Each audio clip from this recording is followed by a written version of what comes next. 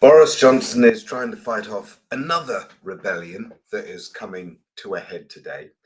So, first of all, it was the Scot Tories who went in hard on Partygate and en masse were saying that Boris Johnson needs to go. And I know that the Scot Tories are really frustrated with their relationship with Westminster because one of them has told me when they blind test their manifesto, it goes down fine. But the fact that they're always having to apologise for the Westminster Tories and Boris Johnson, it's killing them. It's absolutely killing them right now. And the same thing is now happening in the red wall seats. There's fascinating polling just out by JLP Partners showing that Labour are now ahead in the red wall seats by quite some distance. And that has just started opening up now. And that is all because of Boris Johnson's brand, which is tanking. And the 2019 intake, the new intake from 2019, mainly in those northern and Midlands red wall seats, well, they know the writing's on the wall with Boris Johnson. So there's a new gang of about 20 of them hatching a plot to put letters into the 1922 committee.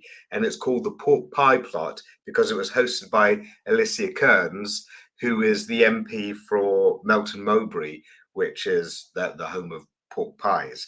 So that's what it's being called. And the cabinet are having a bash at them, saying they're young and naive. I think the average age of them is mid-30s or something like that.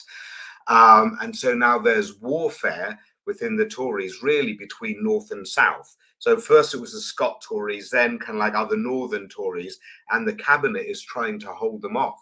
So who will win out? Is it the experience of the cabinet trying to talk them around, make them offers, things like that, or is it this new intake that realise that they've just got to ditch Boris Johnson as soon as possible because he's now a liability? And the thing that the Tories are really fearful of is who steps into the personality cult of Boris Johnson.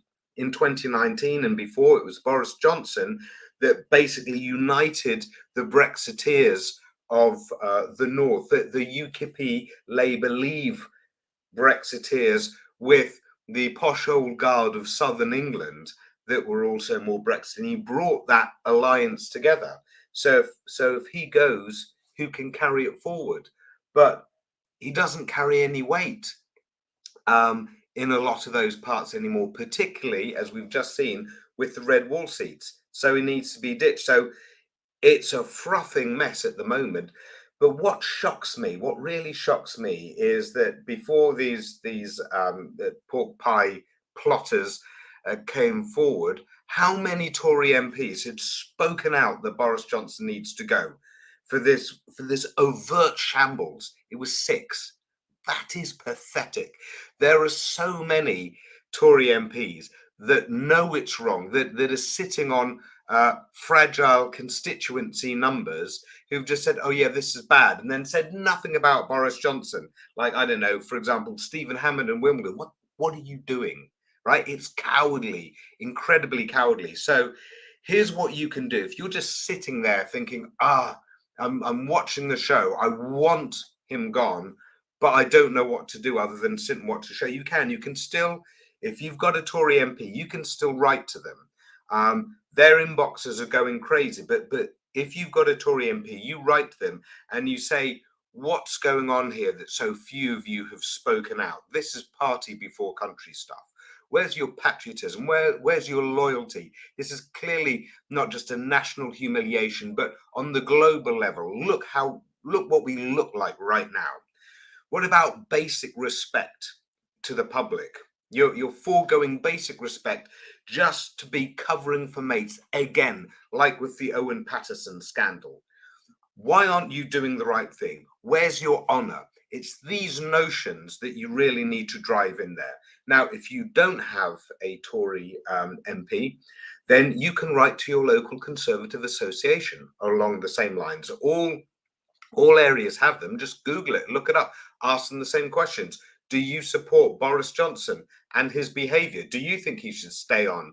Do you think that the Conservative Party is putting itself before our country at the moment? Just ask them.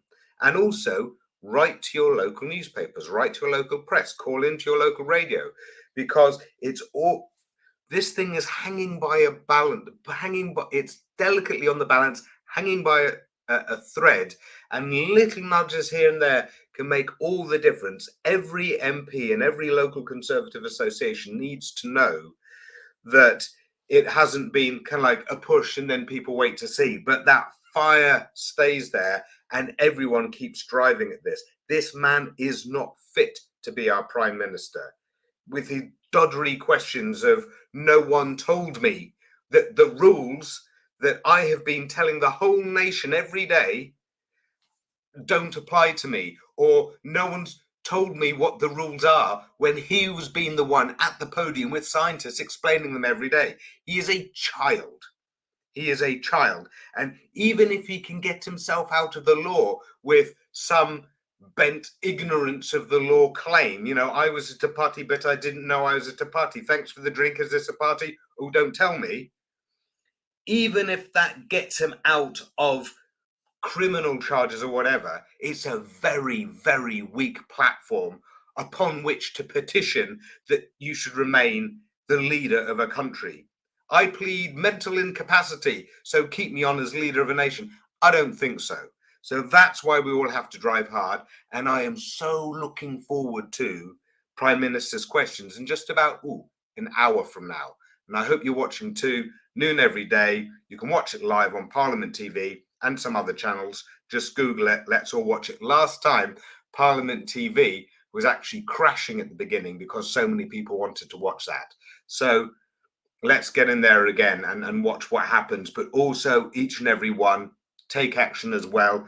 Talk to your MPs, talk to your local Conservative associations, look them up online, and demand all of these questions of them about basic morality here.